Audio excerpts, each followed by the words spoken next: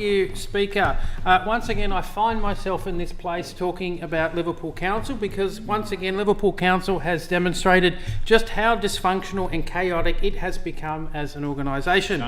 Over the past week, Liberal councillors Hart and McNaught hatched a plan to push through mass job cuts and wage reductions that would have slashed services and cost around 140 council workers their jobs. Even more concerning, they sought to do it in secret, with the support of the Mayor, away from public scrutiny and community oversight, despite there being nothing within the proposed amendments that justified this level of secrecy. The proposals included massive job cuts to parks, planning, development assessment and heritage, and workers face the prospect of significant wage reductions and widespread job losses. All of this, of course, comes at a time when families are already struggling through a cost of living crisis, watching mortgage payments rise, petrol prices fluctuate, and grocery bills climb from week to week. While councillors played politics behind closed doors, hundreds of workers were left fearing for their livelihoods, their mortgages and their families' future.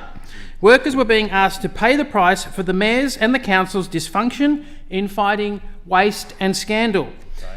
Workers responded with understandable shock and concern. United Services Union members passed a series of motions calling for investigations by the Office of Local Government and ICAC into how councillors at Hart and McNaught allegedly accessed and used confidential operational information in drafting these proposed amendments. Hundreds of workers and residents gathered outside council chambers prior to the meeting to oppose these proposed cuts. Ultimately, the proposal collapsed under community pressure, worker solidarity and opposition from both Labor and independent councillors. But while workers in the community may feel relieved, we know all too well, especially in this place, that attacks on workers and privatisation are embedded in the DNA of the Liberal Party. And serious questions still remain. How did Liverpool City Council get to a point where proposals of this magnitude could even be brought forward in the first place? And how were councillors expected to make informed decisions on sweeping budget changes with such limited time, detail and analysis attached to the motion? And perhaps most extraordinarily, how was newly sworn-in councillor Zeli Munitsa expected to properly fulfil her obligations under the Local Government Act after being sworn in with less than 24 hours notice?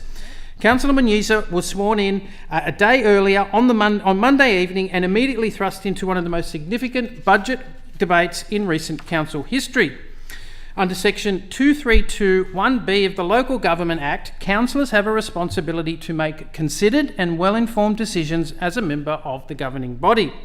There is simply no reasonable way a newly elected councillor with less than 24 hours under their belt could properly meet that obligation under these circumstances. All this is especially concerning given the recent public inquiry into Liverpool City Council and the fact that it dealt with many of these exact issues: councillor onboarding and training, inadequate notice for major motions, and rushed budget decisions and broader governance failures. But we find ourselves here yet again. The inquiry exposed deep cultural and governance problems within Liverpool City Council.